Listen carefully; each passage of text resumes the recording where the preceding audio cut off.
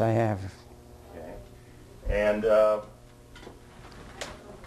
going up into your military service, before you went into the service, what did you do, or what were you doing? Well, I just graduated from high school, and as a matter of fact, I had to register while I was still in high school. All 18 years old, I had to register for the draft, and I graduated in June of '42, and then I went to work in the written machine for a while, then over in New Departure, and then in January they passed a law that lowered the draft age from 21 to 19. So in January of '43, I got my notice to go for induction, or for my first physical, and I got the first physical was taken on January 28th. I was accepted, and then I was drafted to go for on March 11th. And March then 11th of 43? 43. That's right. What was your first day in military service like, and where did you go? Where did you come from?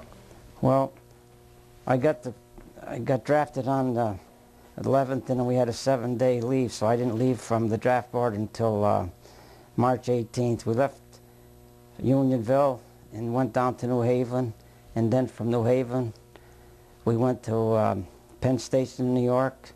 Then at midnight on the 18th we boarded the Blackstone Valley Railroad, and I thought we were going to go up to Great Lakes, but we ended up in Sampson, New York, just about 75 miles north of Syracuse, which was a new Navy training station, and it was still being built. I was assigned to E Barracks 306, which had 2 decks, one upper and one lower, and there was 120 recruits in each floor. Okay, Mr. Gresh, let me go back, and can you clearly tell us what branch of the service you were going into, and whether you were a draftee or an enlistee, and was there any specialty you were looking for in the service? Well, I'll read it off here. I entered, as a matter of fact, we left Unionville draft board 6B with about 12 buses to Hartford. When we went to Hartford, we were given a box about 18 inches square and told to put our clothes in the box. This day, the Navy and Marines were looking for volunteers. The Navy wanted 37, and the Marines needed 50, so I figured I'd try the Navy. They marked my arm with a letter M, and the exam was the same except for height, weight, and there were different things for color blindness and stuff like that. And this was, like I say, the first taste of married life, of military life.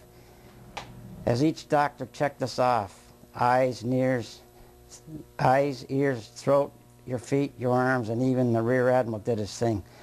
It was about 4 o'clock in the afternoon I got word that I passed for Navy, and then went to the Federal building. We didn't have anything to eat, so they sent us out for some coffee and sandwiches. My buddies from town were back home, and Mother did not know where Billy was. They said he joined the Navy. And about 7 o'clock, the last 12 men filled our quota, and we were sworn in about 7:30. And that was on what day? The same day, March 18th. March 18th, okay. And we were given a 7-day induction leave.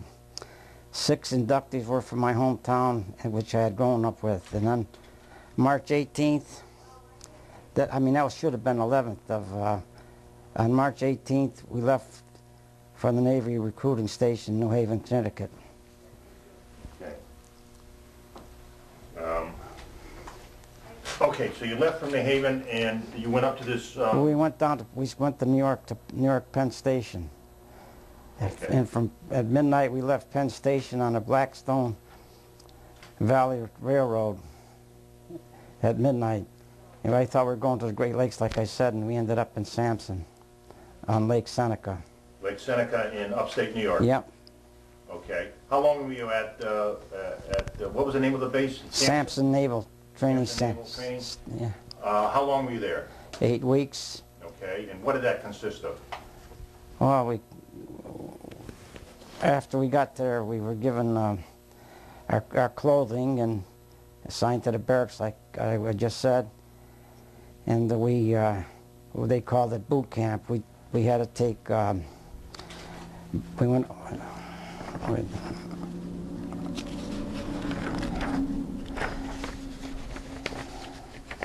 we started 8 weeks of boot training. First we got our GI balding haircut, then another physical, and there were about 5,000 men in the unit with a half-mile oval track.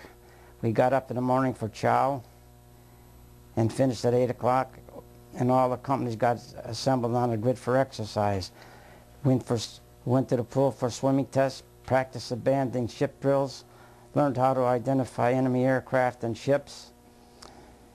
And 1 week we were assigned to KP duty, and 1 week for guard duty, and 1 week we went on fire duty, keeping the furnace in the barracks going. We also went out on the lake with whaleboats. Free time from 6 to 9:30, and lights were out. Lights out was used.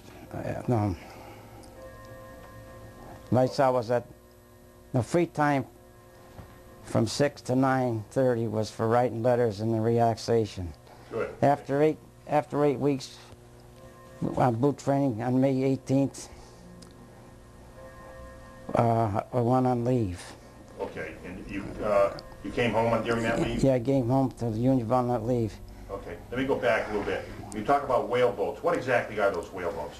They're like a boat that's on an ocean liner. They're about maybe 30 feet long or so, and they Like had lifeboats? Yeah, like a lifeboat. Okay. You probably see them in the movies when the whalers went out there with the spears and. Yeah, yeah. Good. Now after that, you went back up to Camp Sampson. After I returned to Sampson on the 25th, and we went to what they called. I was assigned to signal school, which was about half a mile down the road from where I was originally stationed. Okay. Then I spent 16 weeks there in signal school. Okay. And when you say signal school, you were learning what kind of signals? Using flags for semaphore and a signal light for transfer for Morse code. Okay. So the signal light and semaphore that you learned. Yeah. Yes, I did. How about Morse code for tapping off a a sending device? No, you sent it on the light. It's the same thing as the radio operator doing. It was with a light. With a light, okay. Did you get into any radio training? No. Okay. And what rank did you get after you left the signal training school? When we left signal training, we were promoted to Seaman First Class, which was equivalent to a corporal in the Army. Okay. Good. You know what your pay was then? Monthly pay? $66 a month. All right. Did you have any weapons training while you were there? Not in boot camp, no. Okay. Now after that, it indicates here in your outline, which is a pretty extensive outline that you've given to me. It runs for 9 pages, single space type. So there's a lot of material in here, which obviously will be included in this interview. And I'm going to try to summarize some of it since we have limited capacity on the tape here. Mm-hmm. Going down, you've indicated here in the outline, October 11th, you went along with 50 other guys or so forth to Solomon Island in Maryland for amphibious training. What was that all about? Well, we got down to the Army. Our Army was down there with us, and we went out on a transport, and then we disembarked from the transport and went ashore with like an invasion. We stayed on the shore for overnight, I guess it was, and then we came back to the ship. It was just the first exercise of what we were going to do. The transport was an APA, which was named the Windsor, and it's the same as the other 2 ships that I were later assigned to. And like I say, just went ashore and dug a foxhole, and then of course, we got lost there, and we finally came back. So Okay. some of the guys wrote it up in the book here. Okay, now you're referring to a book. What is that book that you're referring to? And you have it there with you. What's the name of that book? It's a mixed signals. We went all the way. This was, in a few, next, we went and joined the Army. We joined the Army for about 7 months, I guess it was. Then we broke up and I went aboard a ship. Okay. Mixed signals refers to the fact that you were, even though you were in the Navy, you actually underwent some Army training for a period of time. Yeah. So, and what was unique about your situation was that you were in, at one point in the Navy, then in the Army, and then back in the Navy. That's right. Is that, okay. And was the uniform somewhat different? We were authorized to wear both the Army or the Navy uniform, so I had we were promoted to third-class signalman, and I had my patch put on an Army uniform, and on the garrison hat I had an anchor put on, and I had anchors put on the lapels too. When we went to Richmond or any place for liberty, the SPs and the MPs didn't know what we were, but we had a piece of paper authorizing us to wear either uniform. So you weren't ever out of uniform. That was an authorized uniform? Yeah, yeah. All right. Maybe we might get a picture of that or stills of that one. How many people actually ultimately wound up in that kind of unit, whether you were Navy trained by Army? Well, there was a 50 signalman and 50 radioman, and he put 5 signalmen and 5 radiomen on a team. We were attached to about 50 soldiers. That was called a team, and I was in Team 10, which is when we were later notified. It was almost like headquarters company, because that's where we were attached to mostly, you know. Yeah. And then we went on training. It was quite a shock when we were told we were going to be attached to the Army, because we went from Camp Bradford to Little Creek, Virginia, and then we ended up in Camp Pickett, which is the Army base, which was down the road a ways, I guess. I don't know how far, but it was not too far anyway. That was in Virginia? Yes. Near Richmond? Yes. Okay. Now I notice in here the 292nd Joint Assault Signal Company. Was that really the name of the unit that you were ultimately assigned to? Yes, it was a unit that was first formed, I guess, in Pearl Harbor in '41. Then the 3 or 4 guys that they had there came and started it in Pickett. So they were supposed to be a brainstorm of some general. Well, I guess it's in a book here about how the guy wanted to get us an outfit that would go ashore for invasions. That's what it was going to be now, mostly amphibious operations, you know, and that's what they had to be trained for. Okay, and that's the kind of training you were going to get at Fort Pickett. So the short name for this Joint Assault Signal Company was really JASCO? Yes, it was. And that's what was on the patches? Yes, it got that in the patches, yeah. Okay, maybe I might just show, you stay there. Oh, you have your hat? What is it? It's underneath here. Oh, okay. I don't have the hat on, but you want to take that that trophy off and bring it over here, and it can show the patches if you want. Okay. Oh, off the wall here? Yes. Oh, okay. That's all right. That's just a thing. One of those. Oh, bracket, okay. Oh. One of those boards fell. Back after. I'm just going to show you her hand so that we can losing a little bit of the. That's all right. What you doing with that? I got it. Those are the various patches, pictures of you. Maybe you want to center. Good. Hopefully that's picking up okay. What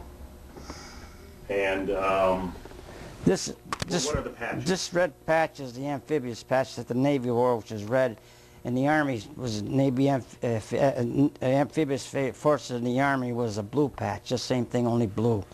And this was the insignia for the 292nd JASCO. JASCO, okay. And those medals are the various medals you were awarded? Yes. Okay. You want to go through those? From left to right, let's say. That's the Victory Medal.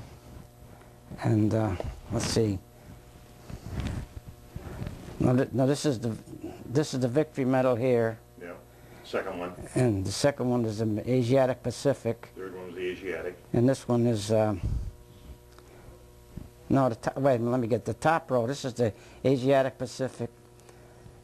This is the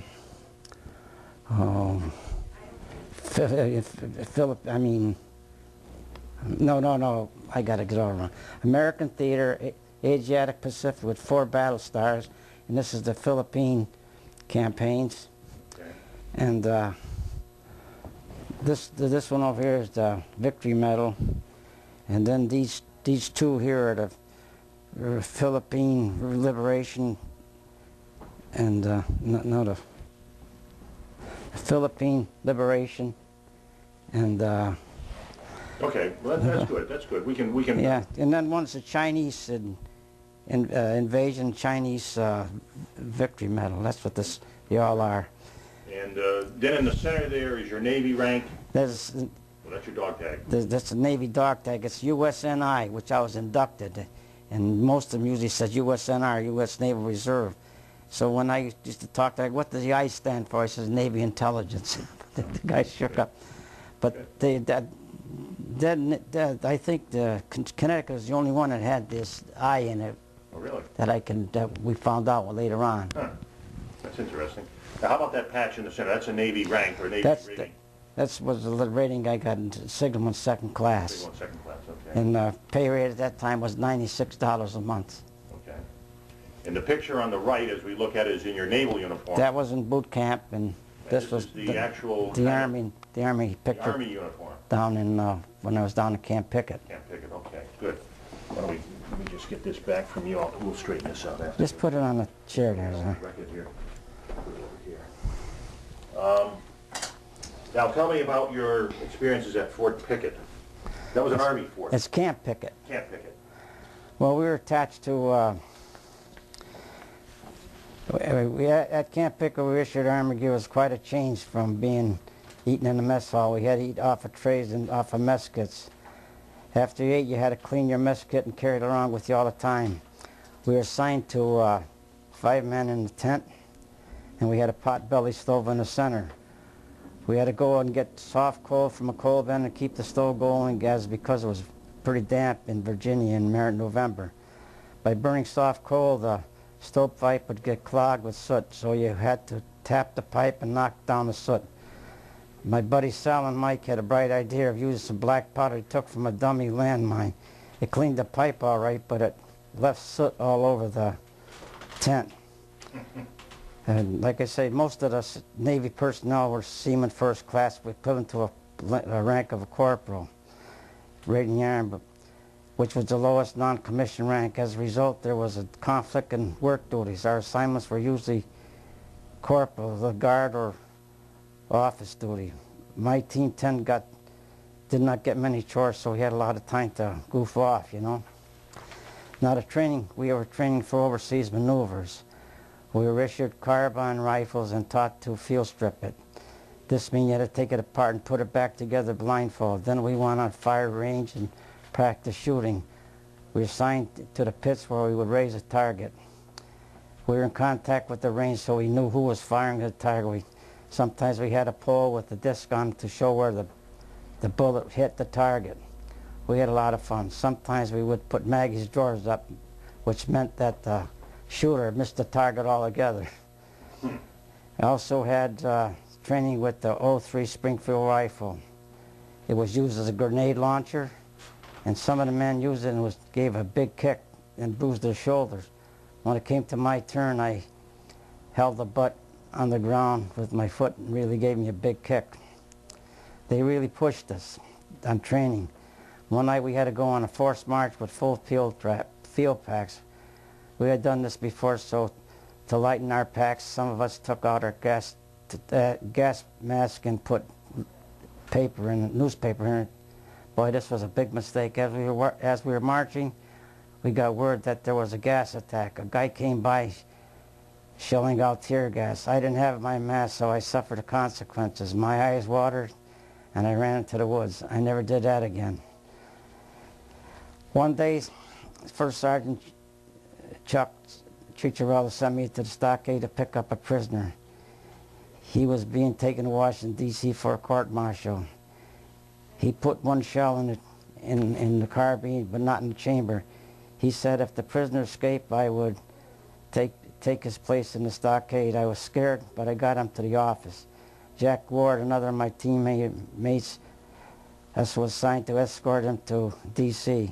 I was with you. That was some, you, two of you, two-man detail? No, it was one man. After I got him to the office there, the other one there, he was armed with a .45 and learned how to.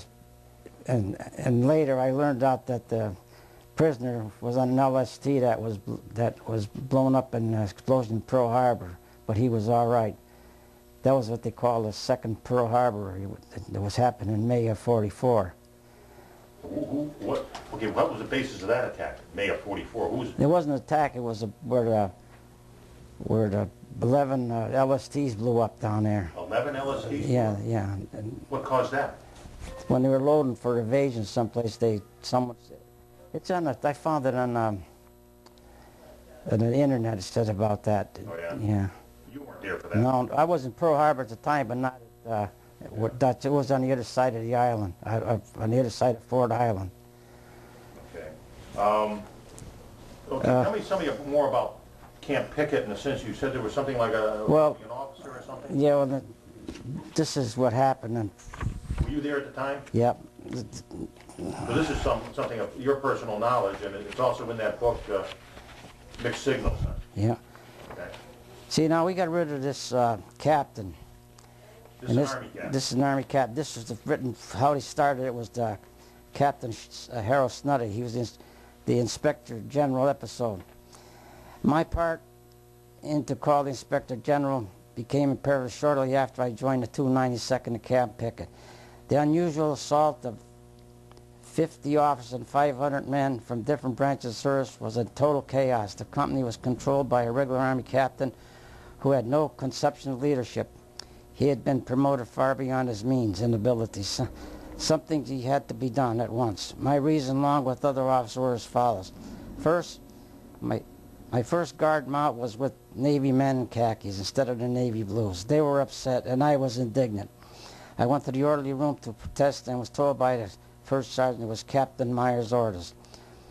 I was appointed D.C. Defense Counsel for an AOW private who had been held guard in the stockades with order to shoot to kill if he tried to escape. This incident could have been settled by a simple summary court-martial, a minor offense with one officer and even a special court-martial with 3 officers. But the captain requested a general court-martial with 5 officers as it was a major offense. I won the case even though the captain took the witness stand. He was furious with me. You're reading from somebody that's writing this book? Yeah, this was the guy. This is how the thing came about. He was so upset he called me into office and read the number 22 and number 21 articles of war at me. He said, being AOL in time at a port of embarkation was desertion, and a person could be shot for it. The company was in complete disarray. He treated everybody like dirt. These things were of great concern to me as an officer, and I could not, in good conscience, shirk my duty or responsibility to take action. I found that the other officers were equally upset. After discussing the situation, we decided to call the Inspector General's office. By this time, we had over 70 counts to discuss with the Inspector General. We could not think of going to war on the captain's command. Thank God we took this responsibility. We hit the jackpot when Major John McCarthy, and what a difference a day makes. The whole attitude of the company changed and we became a proud and successful unit. These were the thoughts that I had about it too. Sometime in January of '44, both Army and Navy personnel were complaining about abuses. Captain Myers was pushing us too hard and fast in preparation for going overseas. Men were not allowed to go to sick call, or many of them were run down because of forced training schedules and living conditions. I don't know how the actual hearing started, but the colonel in charge stopped the proceedings at one point, requested other officers be present to verify all the complaints. The hearing lasted over 3 hours. Signalman Cypher Romanowski was the naval enlisted personnel spokesman. Good. Okay, thanks for reading that. And that's out of that book, once again, Mixed Signals. Who's the author of that? Well, it was written by, all of us wrote the different things, but the author was Charles Chicharello, the first sergeant, and Frank Young was a radioman from Connecticut. Okay. And you were down at Fort Pickett when this thing went on with this captain? Yeah. Okay. But you weren't directly affected by him?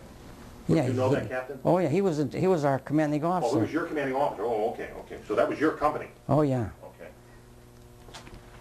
Well, that's interesting. So ultimately he was removed? Or? Yeah, that's why I said that. Okay, good. Thank you. How long were you at Fort Pickett? We stayed from November until March. Okay, and where did you go from there? From March we went across country to Fort Lawton in Seattle, Washington. And we stayed there about 2 or 3 weeks, and then we shipped out to Hawaii. Okay, let me just go back. In your outline you got some time at Fort Pierce in Florida. Well, that was part of the training when we went down after we got rid of Captain Myers. We went down to Fort Pierce for amphibious training. Then from Fort Pierce we went down to Fort Myers, also down in Florida. Okay, and then you went back to Pickett? Then we went back to Pickett, and from Pickett we went out to Fort Lawton in Seattle. This was all in 1940? 43, 44. Actually, we started 44 of March. We left March in 44, and okay, March of 44. Okay, so you've been in the service, because you went into the service in March of 43. yeah, And you had all this training going on for almost a year then? yeah. Okay, in these various bases. You spent Christmas of 40, let's see now, would it be Christmas of 43? Yeah, Christmas 43. I was still in Norfolk in Okay, Camp Pickett. Christmas at camp. In other words, at, what do you say, Fort Pierce or Fort Pickett? Camp Pickett was. Camp Pickett, okay. And then you had some leave from there, and then you were into 44. More training at Pickett. We went by, well, like, I read it from my, we left Camp Pickett to Fort Pierce for more training. And well, like I say, we got trouble with the railroad track, and we had to be cyclic. While at Fort Pierce, we boarded trucks and went to Fort Myers to try practice landings. That was on the Gulf side of the island of Florida. And we spent about a week down there, I guess. We kept, we started, while we were at Fort Myers, we started boarding landing craft at midnight. And then we went out to the ocean, circled down there for hours. Then at daybreak, the coxswain drove the craft close to shore. He lowered a ramp and we waited ashore. They also set off charges and we got soaking wet. We completed our exercise and then headed back to Pierce. We stayed there for a few days and then went back to Fort Pickett. And some of the guys went home for 7 days at Christmas, but I left, I wasn't able to, so I went home I was home for New Year's. And then this is where Captain Myers was ousted as command. Okay, you had that whole thing going on. Yeah. You went back up there. Yeah. And then at some point in your outline in March 15th of 44, it's when you headed for the West Coast? Yep. Okay, what was that like? We took a troop train across country, and I think it took us about 5-6 days to get there because of every time a fast train had to go by, they put us out of sidings to let the faster train go by. We stopped a couple times on the way for exercise. What was living conditions on the train like? Oh, the train were boxcars with bunks put in. There's about 64 bunks on the 5-tier high. Then they had a mess, a cart where the cooks cooked their meals, and we had to go march through the different carts to get there to have our meals. So they had converted these cargo box cars so you could walk through them? Yep.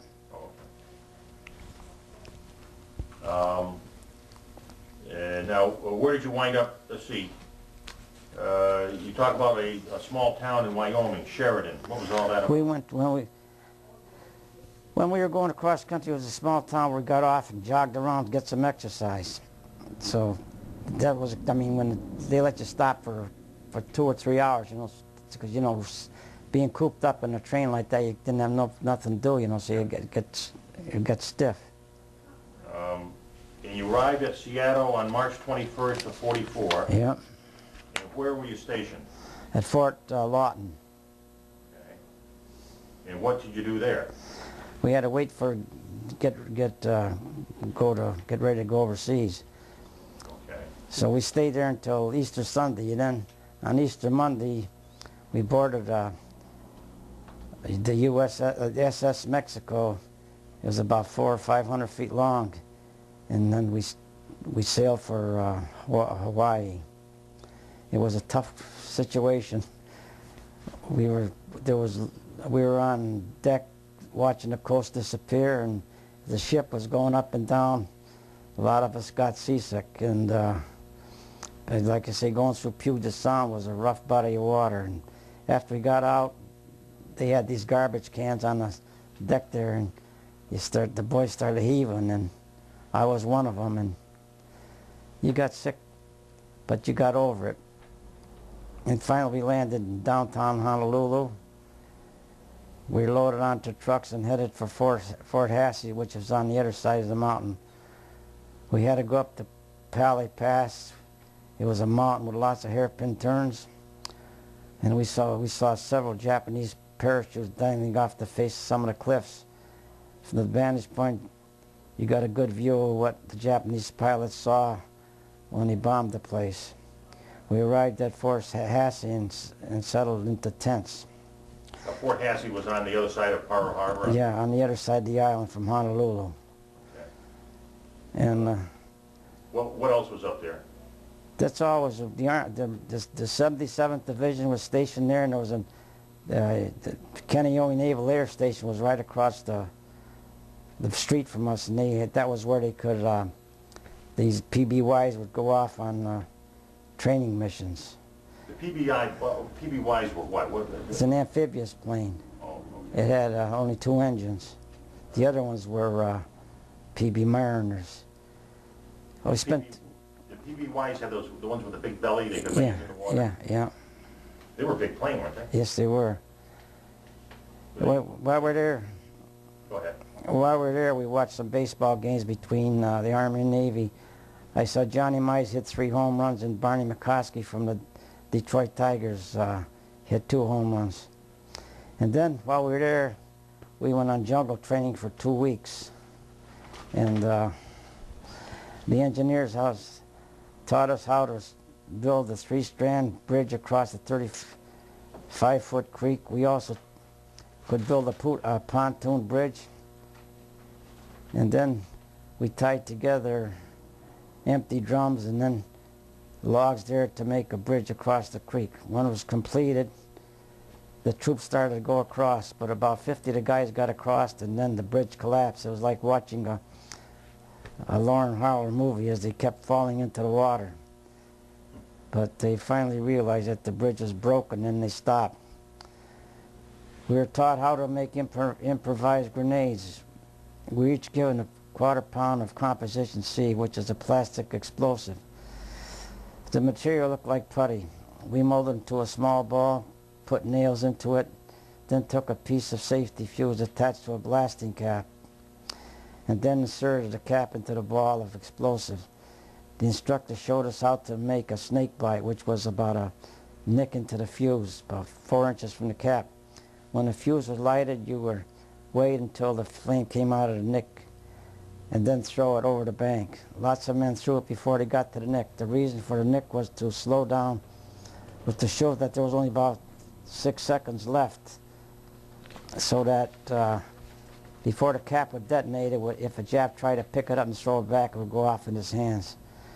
And we learned how to blow up pillboxes with shape charges. And what was a shape charge? A shape charge was a bunch of this plastic explosive made into a cone, and the reason for that was when the velocity of the power being thin at the top and white at the bottom caused the charge that goes directly down in that shape of the circle of which you made the cone. That would be for blowing through concrete or bunkers? Bunkers, yeah. Now, all this explosive training was done, you were instructed by the Army personnel? Yeah, the Army engineers, yeah. How were they? Were they pretty good teachers? Oh, yeah, they're good teachers. You know, I'm just going to ask you to maybe move a little bit to the right there. Just okay, that's fine. I just want to make sure we're all on film here. Good, thank you. Actually, that training sounds like served you well. When you got out of the service, you went to work for Ensign Bickford. Yeah, I did, yeah, years Let me ago. jump ahead a little bit. And Ensign Bickford, Ensign Bickford, was a explosive maker and fuse maker up here in Simsbury and Avon, Connecticut. You went to work for them when you got out of the service? After, yeah. After. Is that because you had some military training in explosives? No. No. No. I didn't go to school after the war, so I got to look for a job, and they had openings up here, so I went up there. What did you do there? Up at EB? Yeah.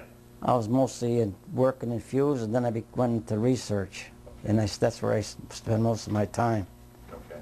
But it sounds like here you learned a little bit about explosives. Oh, yeah. Yeah. Good. Now, this is now further training on this, what was the name of this camp? Camp Hazy? Camp? Hazy? No. Hassey. Camp. Hassey. It was Fort Hassey. Fort Hassey. Fort Hassey, okay. Yeah. Fort Campson. I should know what the difference is with being in the Army, but then you went on, let's see, what else did they train you with there? Bangalores? Bangalore torpedoes, which was, you loaded a pipe up with either TNT or some other explosive, then you would you put it in a pipe, and then you put the pipes together, and then you stick it underneath the barbed wire, and you would blow up the wire. You could shove it about 15 feet under a bunch of wire. Okay. Now at some point... After that, after this, we returned to Fort Hassey, and then on May 28th, the 100 sailors of JASCO were transferred to YPO amphibious base in Pearl Harbor. What does YPO mean? That was the name of the place. Oh, that was the name of the place? Yeah. Oh, YPO, okay. And that was next to Pearl Harbor, right in Pearl Harbor? It was right in Pearl Harbor on the west side of Fort Island, where the carrier planes used to fly from. And this was the end of my career with the Army, being attached to the Joint and the South Sigma Company. I enjoyed the good times. We only had 100 sailors who could say that we were both Army and Navy. Did that program go on, that joint assault training? No. Or they ended that? They still had the Army and Navy in there, because the Air Force and Army were they had officers from the Navy that controlled the naval gunfire, and they had Army officers attached to the Army to get airstrikes from the Air Force. Well, that's when really the Air Force was part of it. It was the Army Air Force, so-called. Yeah. Like back then. Okay. Now, at some point, you actually got involved with some invasions. Mm-hmm. Why don't we get into that and start describing that in We stayed at YPO for about 5 weeks. Then one kid wanted to have action, so they said he went to the... Okay. We actually having training at YPO? Well, at YPO, we hung around there. Yeah. This routine was good until one of our buddies complained and wanted action. He went to headquarters and told them who we were. They had no record of what we were or what we were doing there. So finally, they found out. On June 28th, we boarded the U.S., Team 10 boarded the USS Lamar APE 42nd as a member of the Commodore's Beach Party. And the staff of Combat Transport Division 36. Captain Heffer was entitled, the commander was in charge of 10 APAs and 5 AKAs, along with 5 destroyers and 2 escort carriers, which made up our task force. Then we embarked the troops of the 77th Division and other members of the JASCO team and we set off with this invasion group. We set off for Eniwetok. Was that an island that you were going to invade? No. That was where it was Tarawa. It was the Marshall Islands where Tarawa was invaded in March. Then we departed. You left Honolulu and... We left Honolulu on the 1st of July, and while it's at sea, I got word of the circus fire in Hartford. There were 160 people perished in the fire. The last letter I got from home said that My older sister was taking my two younger sisters, ages 6 and 11, and my 14-year-old brother to the fire. I was worried that something happened, but received no news. My thought was no news was good news. The next mail which I received was on August 11th. I brought the news, good news. Everyone was okay with the exception. My older sister had her hair singed while during the fire. So they were actually at the circus fire? Yeah. And they escaped? Yeah. So while we were on the way to Guam, which was our invasion there, we had air raid drills where a low-flying plane would pull it. We had air raid drills, and then we had a plane flying over for target practice with their 5 inches guns. Those were being fired from where? From our, they were target practice, right, actually, from the ship. They had the 5-inch, 40 millimeters, and then the 20s. They opened up as soon as the farther away the plane came, you used the 5-inch shells, and then they kept on going down until you got to the 20 millimeters. And you were on a ship that had that armament? Yeah. What kind of ship were you on? On a transport, an APA. APA, okay. Yeah. What was an AKA? It was a cargo ship. Oh, that's a cargo. Okay, one was personnel, the other was cargo. Okay. What happened? This division had 10 personnel transports, which carried about 15,000 troops, all those ships. Plus, they had the AKAs carried all the cargoes, which consisted of tanks. Not tanks, but jeeps and other army vehicles, and the rest of their. And they were what they call combat loaded. One transport would have loaded, the top deck would be medical supplies, the other one would be gasoline, then food, and the fourth deck would probably be ammunition. Each ship was loaded a different way, so when we got to the beach, if we needed ammunition first, we would know what ship had it on there, and they would unload that ship first. And then, of course, the cargo set was the same way, and that's how we got the ships unloaded. That's what the beach master was supposed to direct. Okay. What was the beach master would be like? What rank? Would he be an officer or something? He was a lieutenant commander. Lieutenant commander. He'd be a Navy or an Army? Navy. Navy. This is all Navy. Lieutenant commander would be Navy. Okay. Why don't you tell us about your first really engagement with combat? Well, the first engagement, we arrived at Guam about 6 o'clock in the morning. I saw the bombardment happening. The battleships and cruisers were firing. It looked like the 4th of July. At 8 o'clock, the 1st Marines went ashore. Team 10 along with the beach master went ashore, HR +2. The landing craft left us off about 50 yards from shore, and we waded into the beach. When we got to shore, we were ordered to dig foxholes. Tommy Shee and I dug a foxhole, which is an L shape. I think it was about 3 feet deep. I was scared. The artillery was set up behind us, but we lined the bottom of our foxhole with discarded life belts that were inflated, and we inflated them with the CO2 cartridge. The first night we heard that the beach was overrun, but they were repelled. The night barrage of artillery fire caught a bunch of Japs coming down from the mountain. They were all killed. The Army dug a trench and buried about 40 to 50 bodies. The beach was secure on the 2nd day, and we continued unloading the ships. What was, just to interrupt, what was specifically your job during that unloading process? What were you doing? We were supposed to keep in contact with the ships out there. The beach master would tell us who to take, what they needed, So you were acting as a signalman then? Yeah, well, if they needed, the signalmen sometimes got used, but they used the radios most of the time because that was a quicker way of keeping contact. Okay. But you were a signalman there? Yeah. You didn't use the radio? No. Okay. So basically you just had to stand by? To stand by if they needed, they needed somebody to send a message out. If he wanted to send out, he couldn't get in contact with them, so he'd get a hold of us. Okay. But we weren't used too much because the ship was 5 miles out in the harbor there, Yeah. from where we invaded. Was there any attacks launched on your location where you were? No. Like I said, the first night they tried to overrun a beach down there, but they like I say,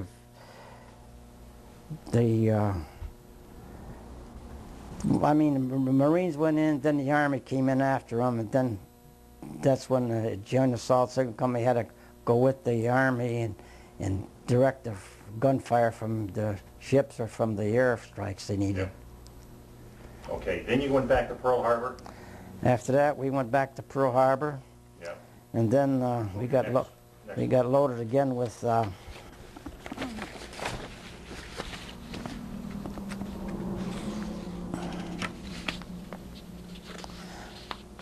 we loaded the 7th Division and headed for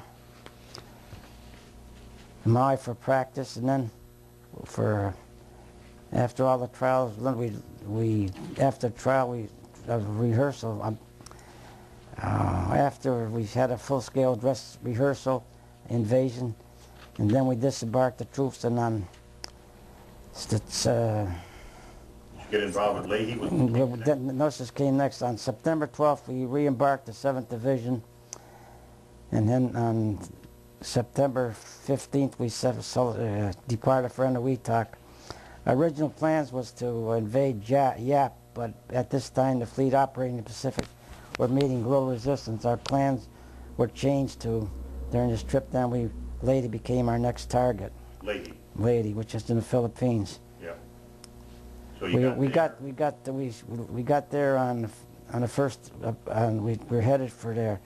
We left Eniwetok on October 1st and headed for the Philippines, and we stopped on the way in Eniwetok, and then we didn't invade the Leyte until October 20th. Okay, you crossed the equator during that period? Yeah, we crossed the equator during And you went through the Navy ritual of crossing the equator? Yeah. All right, maybe just quickly tell us what that was about. Oh, when you're what you call a pollywog, and most of the guys on the ship were polywogs because it was a new ship, and not many men had been over the equator, so they would make a chute about 30 feet long and fill it with oil, swill, and all that stuff. And you had to crawl through it, and while you're crawling through it, the guys would paddle your butt to crawl fast and used to hit with a belt.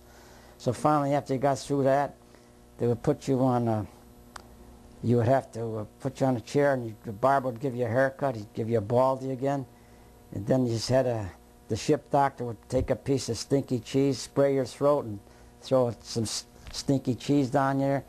Then the fattest guy on the ship, what they call the baby, Neptune baby, and he had just a towel around the bottom there, and you had to kiss his belly button, and it was quite a ritual. But after that, you became they had a tank, and you had a chair on there, and after they did the shirk and everything, they tipped the chair over into a tank, and then they'd bob your head down there, and you'd say, "I'm a trusty shellback," but they kept on pushing your head down until you could say it. So if you're smart, you wouldn't have went to the end of the tank. It was about the size of this room, and then you finally got, "I'm a trusty shellback." And when you did that, they'd pull you out, and then you went in line. You could be coming helping the guys going through the polywogs. It was quite a ritual. Sounds like it, yeah. Now you went and left for Leahy on October 15th. Yep. And you got involved with some combat there. It looks like minefields and minefields. So Nashville. No, en route to Nashville, General MacArthur boarded. He was part of? Oh, he was part of your task force.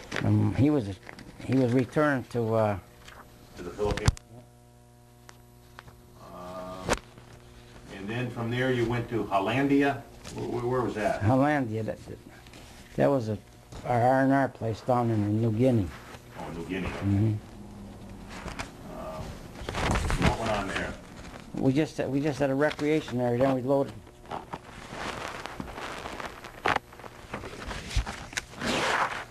looking at page 9. Yeah.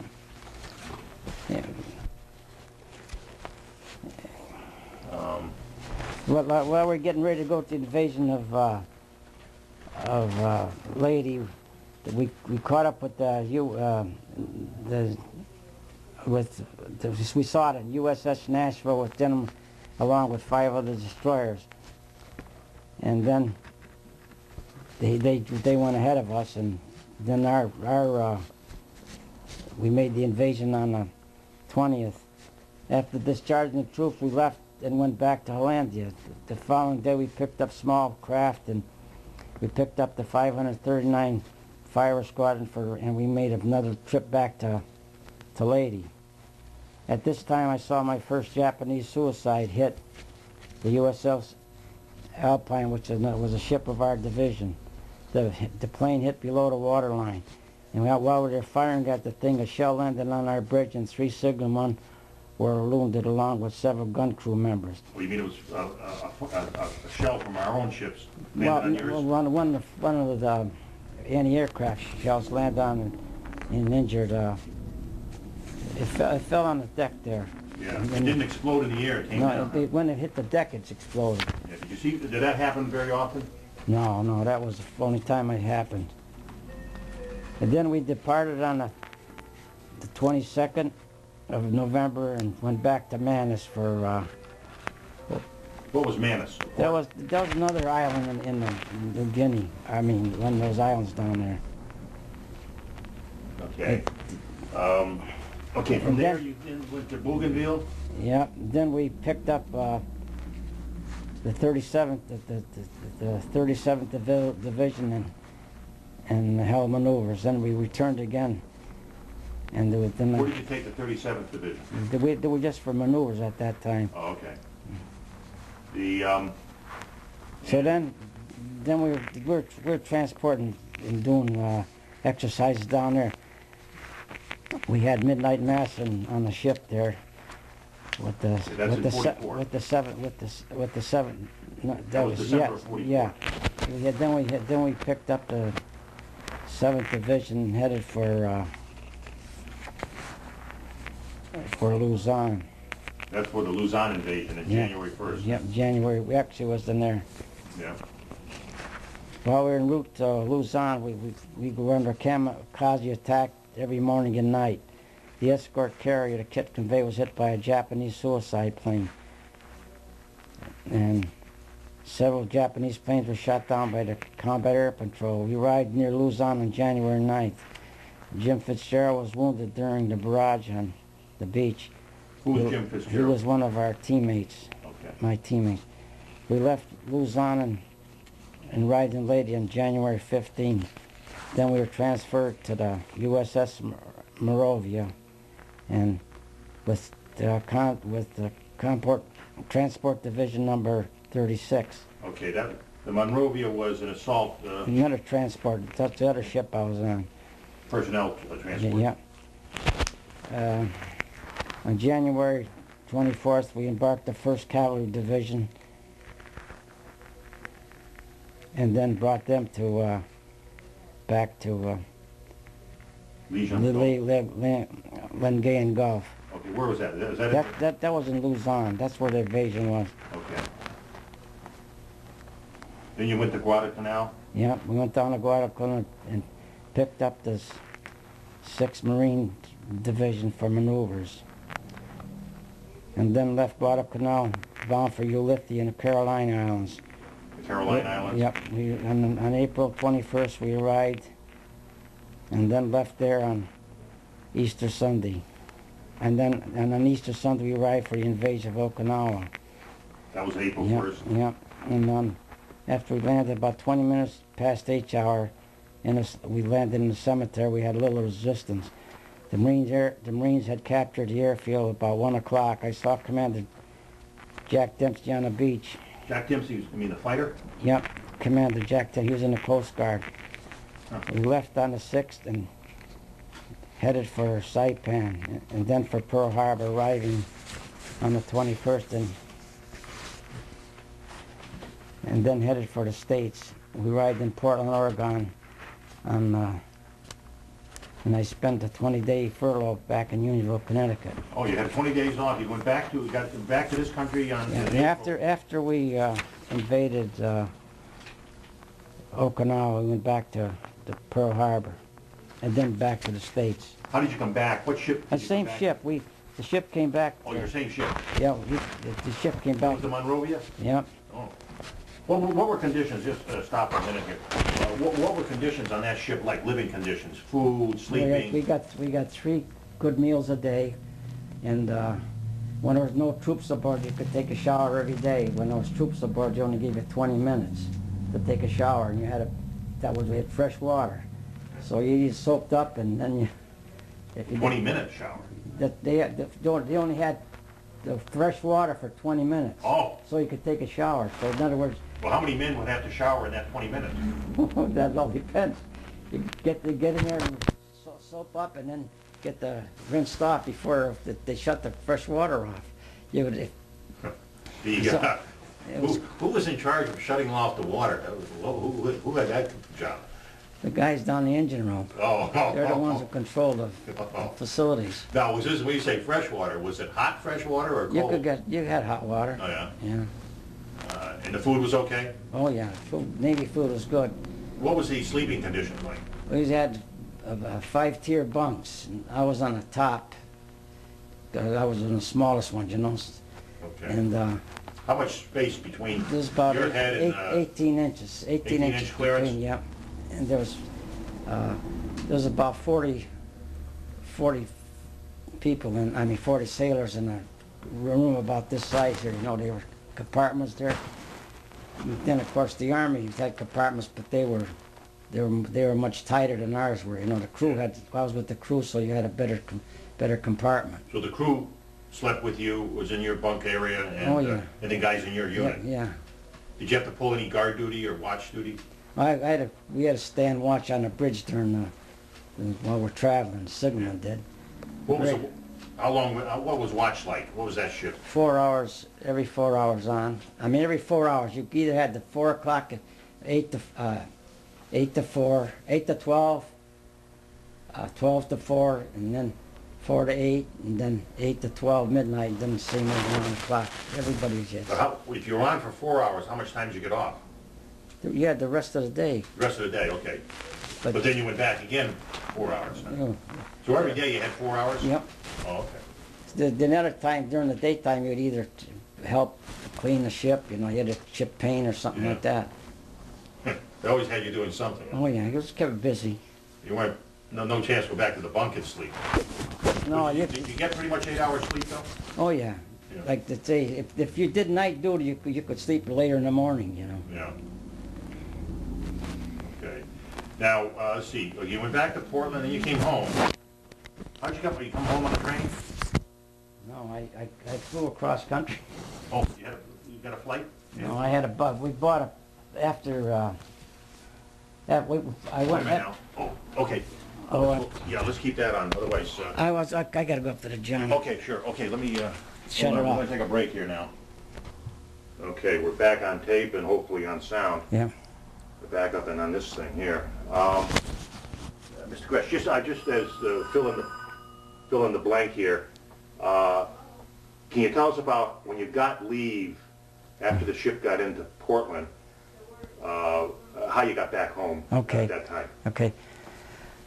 When we got leave, I left Portland and flew home, and for it was 15-day leave. Then I got an extension for 20 leave. Then I flew back to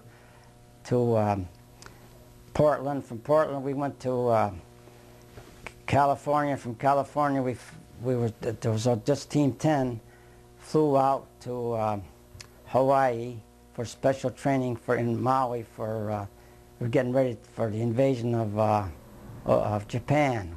We was attached to the Marines again over there, and we had a lot of training. While we were there, we were supposed to be attached to another underwater demolition team, you know, running small boats. And thank God that war ended. We didn't have to go. Okay. Oh yeah. Let me go back and trace back a little bit though. When you first came in with the ship into Portland, that was in April 27th. Yeah. And then we're coming up to VE Day. What happened then? On this 20, I'm talking about this 20-day leave, furlough, back home. You took a DC-3 back home here. Yeah, to Unionville. To Unionville, and I spent. How was that flight? How many stops did you have to make? About 10 stops. We stopped in Spokane, Minneapolis, and all. But the plane only stayed up for about an hour or two at a time, then came down. Oh, okay. And how many hours did it take to get back here? I got home 23 hours later. I left at 9 o'clock and I didn't get in into Connecticut at 11 o'clock the next day. Where did you land in Connecticut? What airport? In Brainerd Field. Oh, Brainerd. I landed in New York and then I took a plane from New York to Brainerd. Yeah.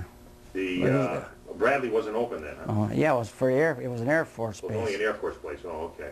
So Brainerd was that could only take small planes, Brainerd. Well, they take a DC-3. Yeah. Oh, true. Yeah.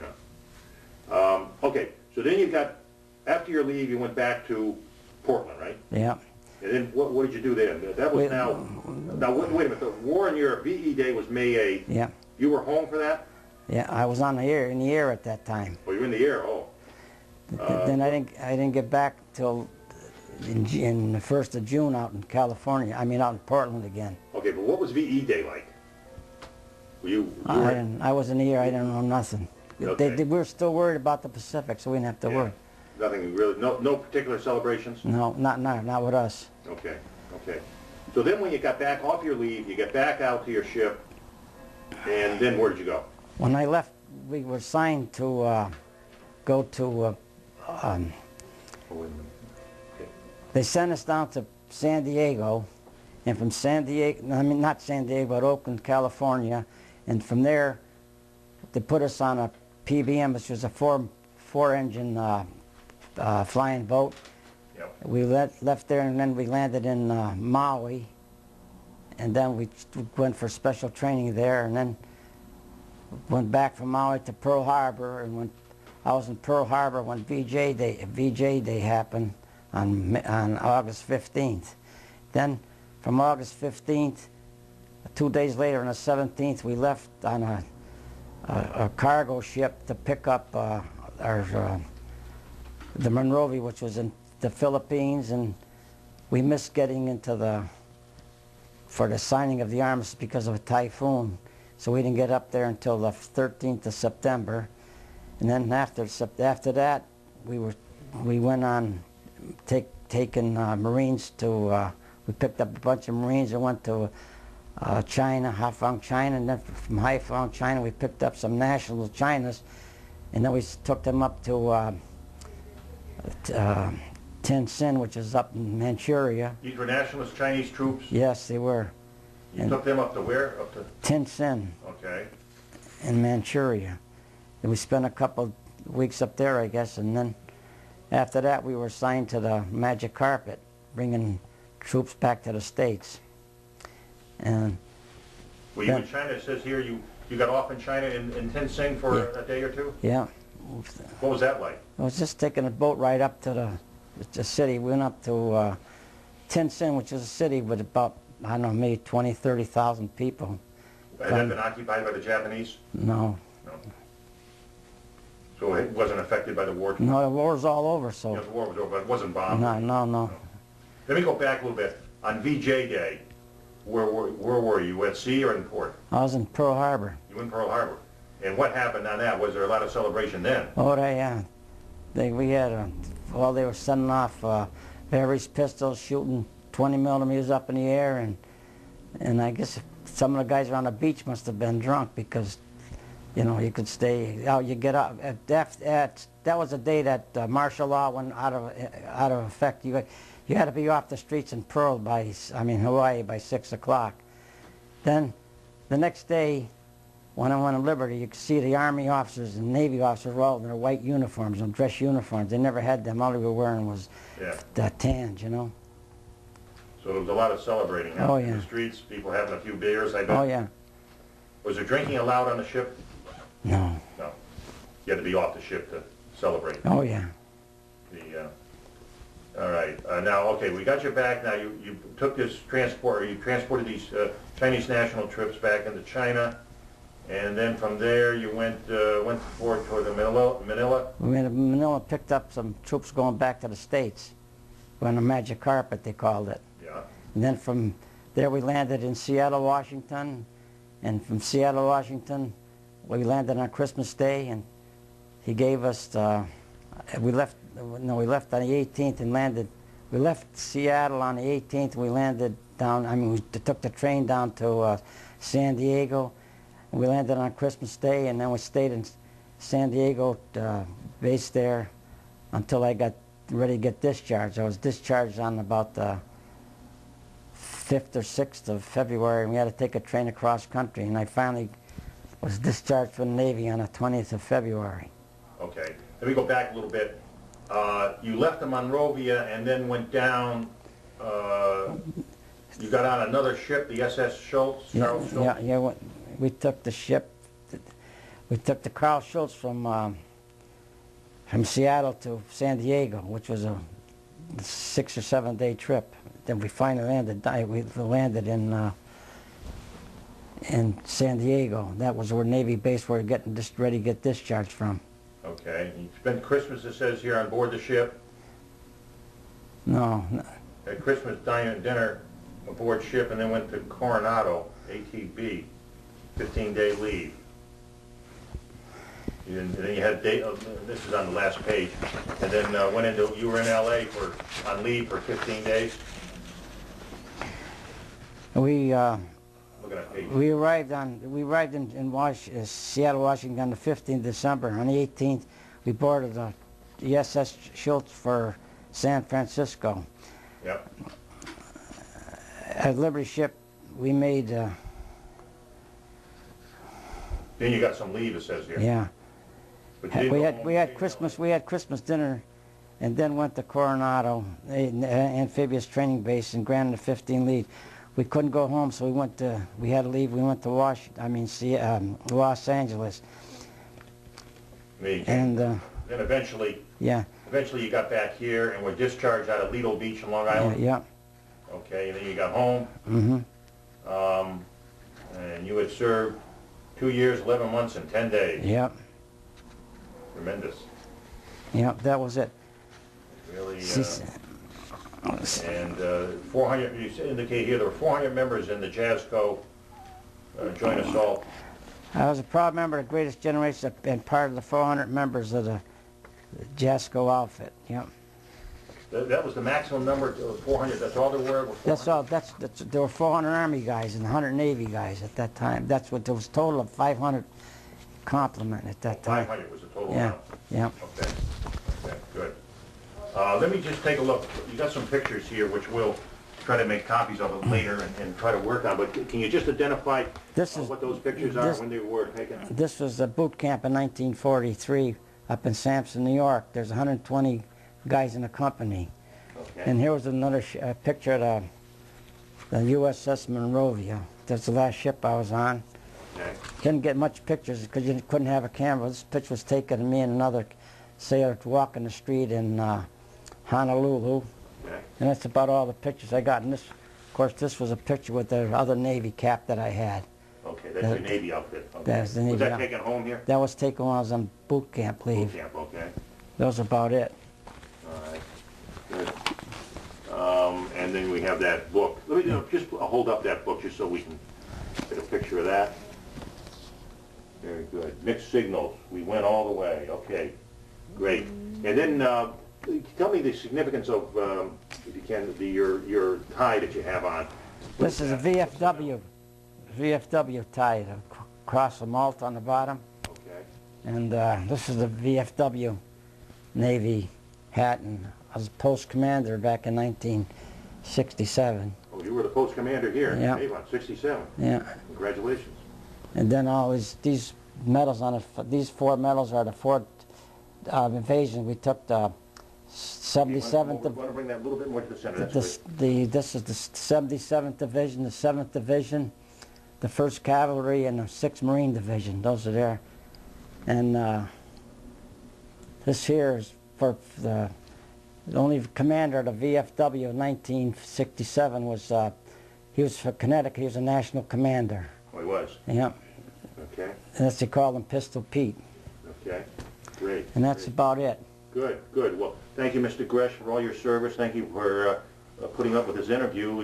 Hopefully it all came out well, and we'll get copies, and we'll take it. I hope I did all right. Thank you very much. We're going to conclude at this time. Thank you very much.